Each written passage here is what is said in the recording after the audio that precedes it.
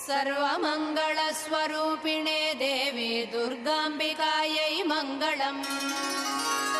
मङ्गलं कनकाम्बरधरे मङ्गलं विजयाचलवासिने। सर्वगुणसम्पूजिते देवी नित्यं भवतु मङ्गलम्। वरदाभयहस्ते भवानी निखिलेश्वरी। बाला त्रिपुरसुन्दरी देवी नित्यं भवतु मङ्गलम्।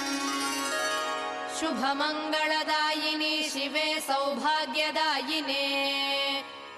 इन्द्रकीलाद्रिनिवासिने तुभ्यं देव्यस्तु मङ्गलम्। कृष्णातीरनिवासिने गौरी कोमलस्वरूपे।